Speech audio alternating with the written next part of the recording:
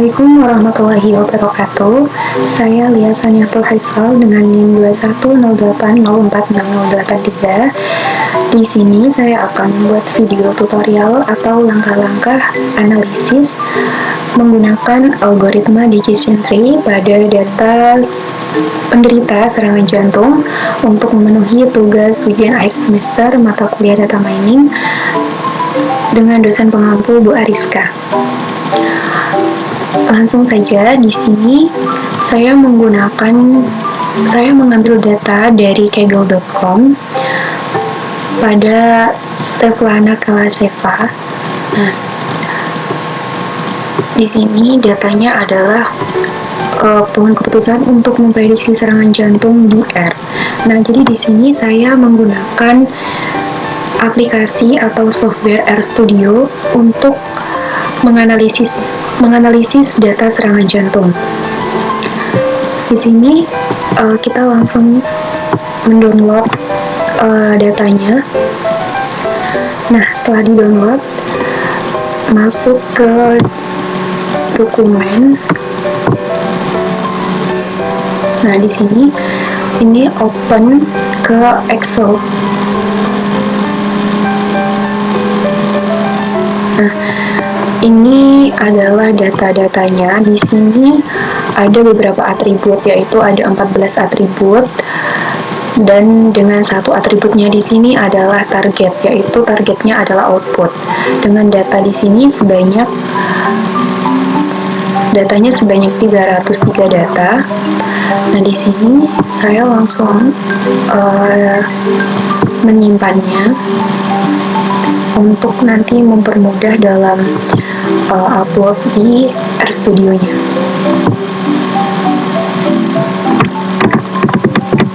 Nah, di sini diganti menjadi Excel karena kan tadi CSV ya. Nah, di sini diganti jadi Excel.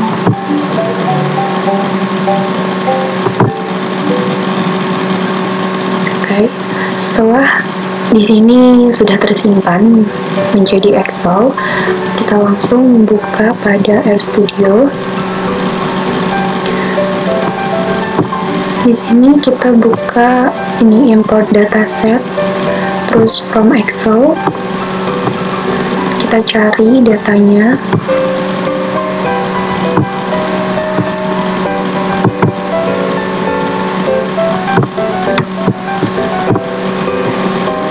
Ini datanya langsung di sini kita import. Di sini sudah muncul data-data yang akan kita pakai untuk analisis. Nah, selanjutnya di sini kita akan menulis skrip untuk menganalisisnya. Nah, di sini kita bisa pilih ini new file, terus R script. Di sini kita langsung bisa mengetik skripnya. Yang pertama, di sini kita pakai package ini library rpart. Nah, library rpart ini itu untuk membangun model decision tree-nya dari data kita tadi. Lanjut, library caret di sini untuk membagi data dan membuat confusion matrix. Selanjutnya, library rpart plot. Nah, library ini itu untuk memvisualisasikan struktur decision tree-nya yang akan kita bangun. Lanjut, library write. Nah, library ini untuk membaca data dari Excel kita tadi. Terus library dplyr ini untuk memanipulasi data. Library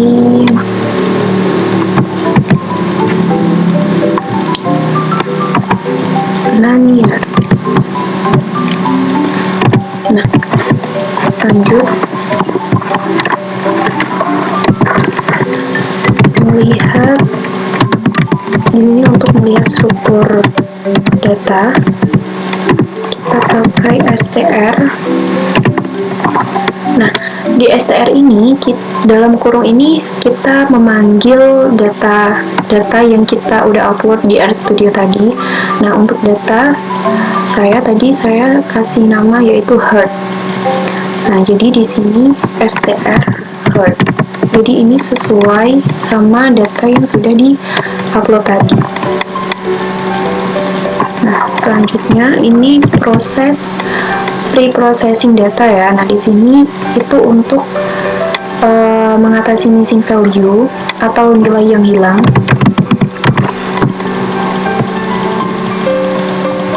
Atasi missing value.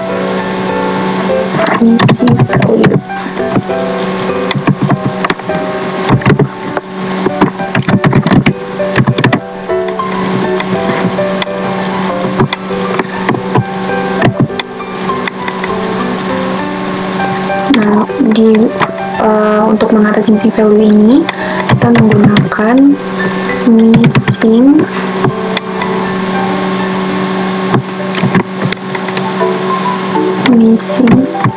values summary.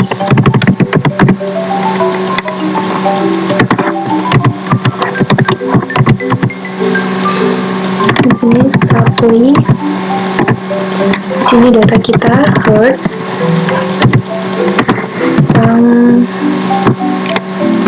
function,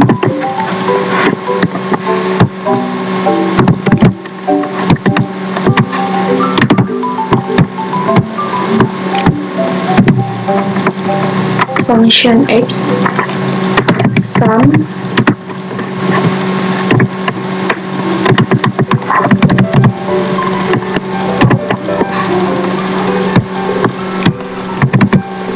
sum is not.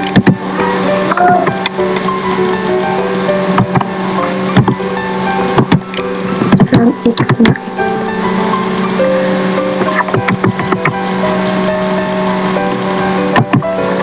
Ini print.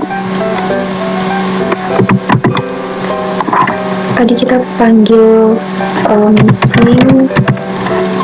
missing value summary-nya. Lanjut ke unmissing. Ini untuk kayak lebih memperjelas gitu apakah ada missing value di data kita. Unmissing.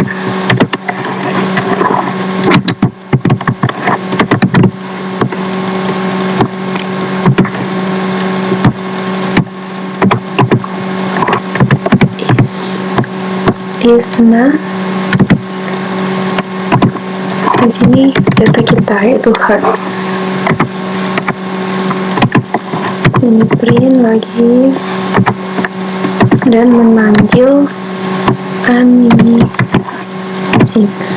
Nah, kita coba untuk merun. Coba dari library airpart.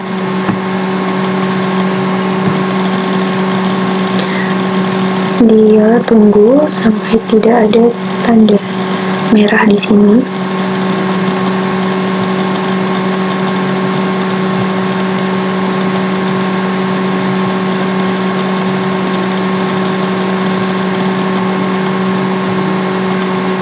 Nah, di sini pada saat kita melihat struktur datanya, data kita di sini itu numerik semua. Jadi tidak ada yang perlu kita ubah ya, karena sudah numerik semua. Lanjut. Nah, dapat dilihat pada missing value summary, di sini pada age ada 0, sex ada 0. Jadi bisa kita lihat bahwa di sini itu tidak ada missing value-nya atau tidak ada nilai yang hilang. Nah, untuk memastikan lagi, kita coba run. Nah, di sini ada false yang artinya tidak. Jadi, pada data kita itu tidak ada missing value atau tidak ada nilai yang hilang. Oke. setelah kita melakukan pre-processing data dan kita mendapatkan hasilnya yaitu tidak ada data yang hilang, maka kita lanjut untuk memodelkan decision tree-nya. Nah, di sini kita langsung membagi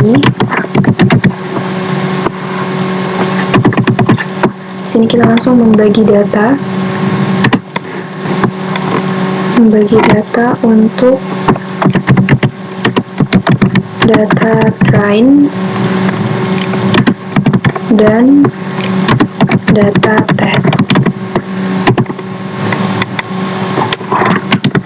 Kita gunakan sheet 1403. Nah, sheet ini itu untuk memastikan hasil yang sama setiap kali kita menjalankan. Gitu. Sampel sama dengan sampel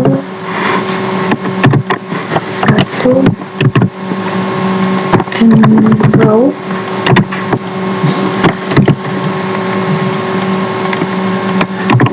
Sini kita membentuk data kita yaitu heart, terus koma 0,755 bintang. Nah, maksud dari 0,725 ini apa? Jadi di sini kita membagi data untuk data train dan data test itu perbandingannya adalah 75% dan 25%, seperti itu. N row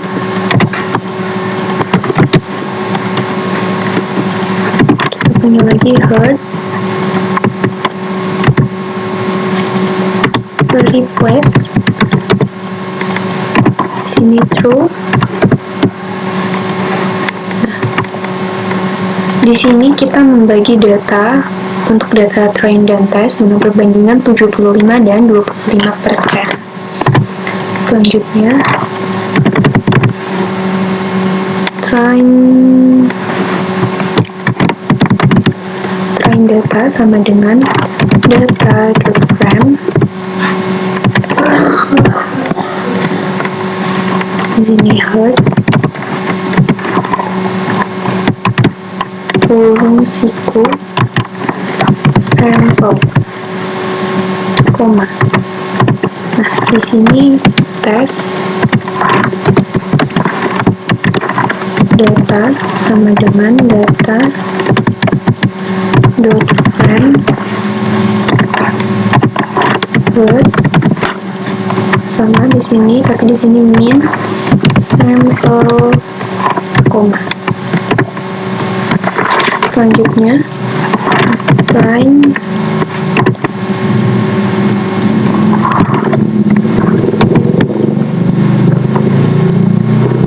ini kita memanggil output.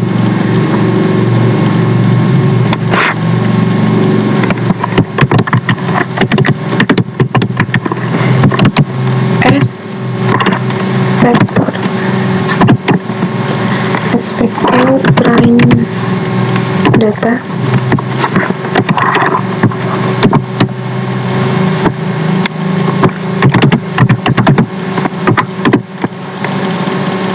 selanjutnya ini tes data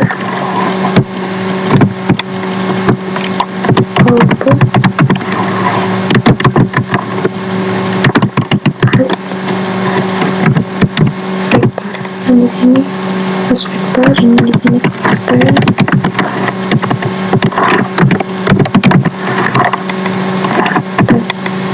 data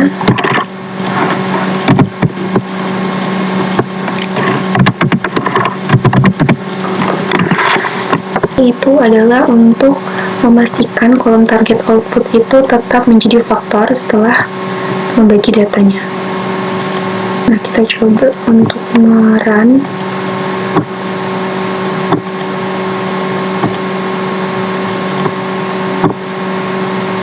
Di sini kita juga harus hati-hati ya, karena harus teliti juga. Nah, setelah kita membagi data menjadi data train dan data test, di sini kita langsung membuat model decision tree-nya.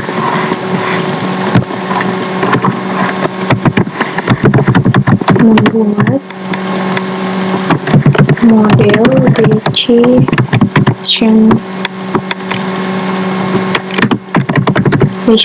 decision tree atau pohon keputusan. Di sini kita menggunakan spreadsheet lagi sama 1403. Dan di sini lanjut kita membuat, ini terserah ya, mau model tree atau tree model itu terserah. Di sini kita memanggil part output atau sebagai target yang akan kita analisis. Jadi sebelum kalian menganalisis, kan juga harus tahu ini target yang akan kita analisis itu apa gitu. Nah, di sini target yang akan saya analisis di sini adalah output. Nah, jadi di sini output, terus dan titik koma, data sama dengan train data, method. Nah, di sini metodenya itu adalah kelas. Nah, coba di sini kita langsung run. Oke. Nah, setelah kita membuat model decision tree-nya, di sini kita akan membuat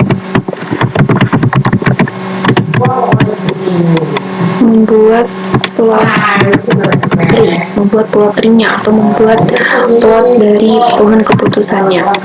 Di sini kita gunakan PRP. Kita memanggil model yang sudah kita buat tadi, yaitu tree model.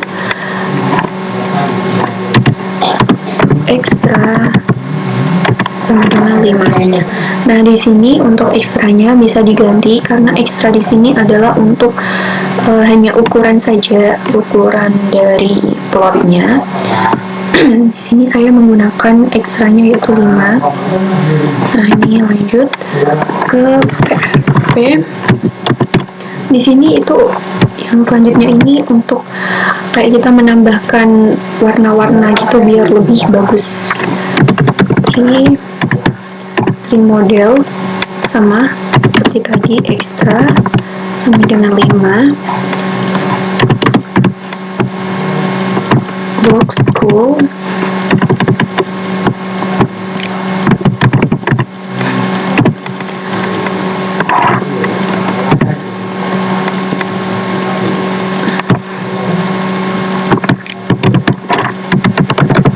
di sini saya pakai green,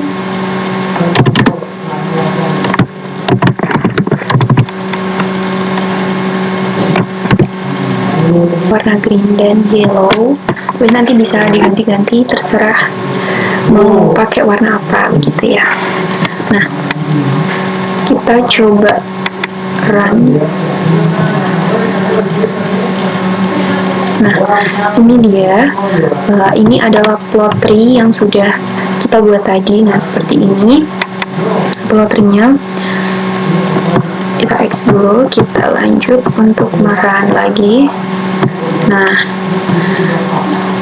ini yang sudah kita warnai tadi pakai green dan yellow. Oke, ini ada lagi tuh, kita pakai part plot.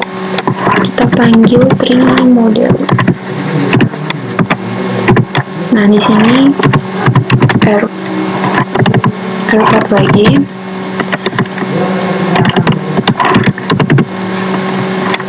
Part plot tree model ekstra.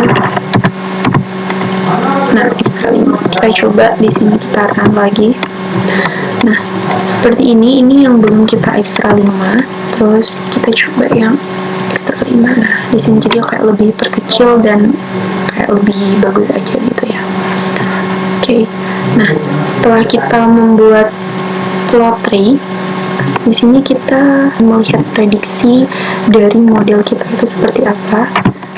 Tuh, kita bisa gunakan di sini membuat prediksi model. Sini kita gunakan prediksi sama dengan predik. Di sini tree model, kita panggil tree model.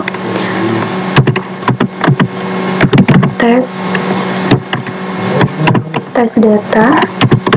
Nah, tipenya di sini adalah kelas. Nah, setelah membuat prediksi model, di sini kita akan melihat akurasi dari model kita itu seperti apa, berapa persen, seperti itu ya. Jadi di sini melihat akurasi dari model. Nah, di sini kita gunakan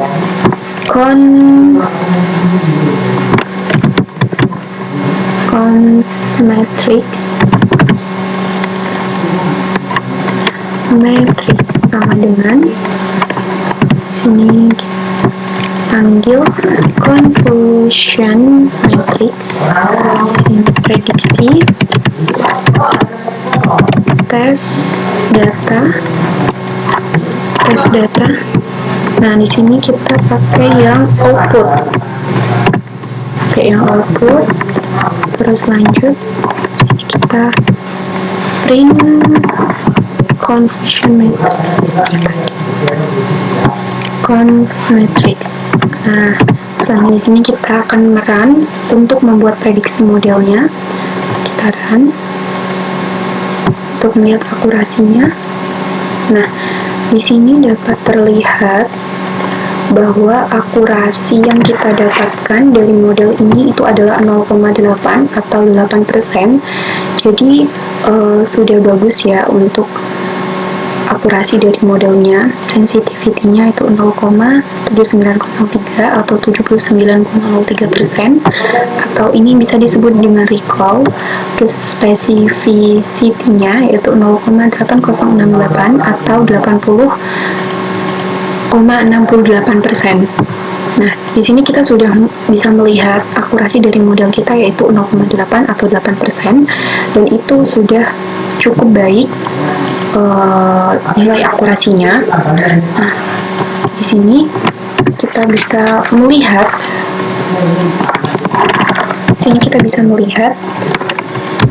variabel penting apa saja yang penting gitu, maksudnya untuk model kita. Melihat variabel penting.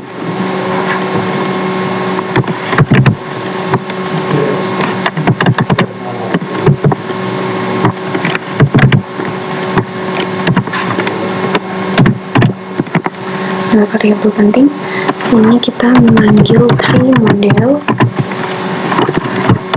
Dan di sini variabel importance. Di sini kita langsung run. Nah, di sini kita bisa melihat variabel penting pada model kita. Nah, ini adalah tutorial atau langkah-langkah analisis algoritma decision tree pada data serangan jantung menggunakan software RStudio. Setelah kita berhasil untuk membuat model decision tree-nya dan kita bisa mencari nilai akurasinya seperti apa, kita menarik kesimpulannya. Nah, di sini ini adalah hasil dari kita analisis menggunakan RStudio ya. Nah, dapat dilihat tadi kita tidak ada missing value karena di sini 0 semua, dan pada print any missing kita mendapatkan false, yaitu bahwa data tersebut tidak memiliki missing value. Dan di sini kita juga membagi data kita menjadi data train dan data test dengan perbandingan 75:25, seperti itu ya. Nah, di sini kita langsung ke teknik data mining. Nah, di sini kita melakukan pemodelan dengan decision tree. Pada output di sini kita bisa melihat bahwa yang 0 itu adalah tidak mengalami serangan jantung dan 1 itu mengalami serangan jantung. Nah, pada nol atau pada orang yang tidak mengalami serangan jantung itu diprediksi sebanyak 49 orang itu tidak mengalami serangan jantung dan 17 orang itu mengalami serangan jantung. Nah, pada orang yang mengalami serangan jantung itu diprediksi sebanyak 13 orang itu tidak mengalami serangan jantung dan 71 orang mengalami serangan jantung. Dengan hasil dari klasifikasi serangan jantung menggunakan Legislation Tree-nya tadi, kita mendapatkan akurasinya itu sebesar 0,8 atau 80% dari total prediksi model adalah benar, baik untuk kelas positif yaitu kelas yang mengalami serangan jantung atau kelas yang tidak mengalami serangan jantung. Nah, di sensitivity atau recall di sini kita mendapatkan 0,7903 atau 79,03% dari semua kasus yang sebenarnya mengalami serangan jantung. Ini menunjukkan kemampuan model untuk mendeteksi serangan jantung dengan cukup baik.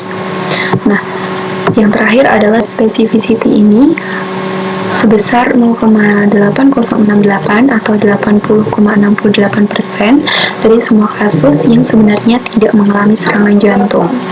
Nah, dari hasil model Legislation Tree yang kita dapat pada kondisi eksternal sama dengan 1 dengan call itu lebih dari sama dengan 272, maka probabilitasnya itu adalah 96%, sedangkan yang no itu adalah 4%. Jalur yang mengarah pada hasil yes itu biasanya memiliki kombinasi tertentu yang terpenuhi yang menunjukkan kemungkinan besar adanya hal positif terkena serangan jantung. Nah, di sini dapat disimpulkan dari hasil yang kita sudah dapat tadi, dari nilai akurasi, dari nilai sensitivity, dari nilai specificity, kita dapat menyimpulkan bahwa penggunaan metode algoritma Decision Tree ataupun keputusan ini adalah klasifikasi yang cukup baik dalam mengklasifikasikan data serangan jantung.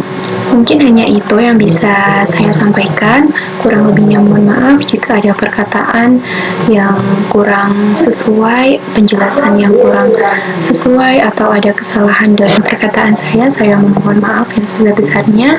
Terima kasih. Wassalamualaikum warahmatullahi wabarakatuh.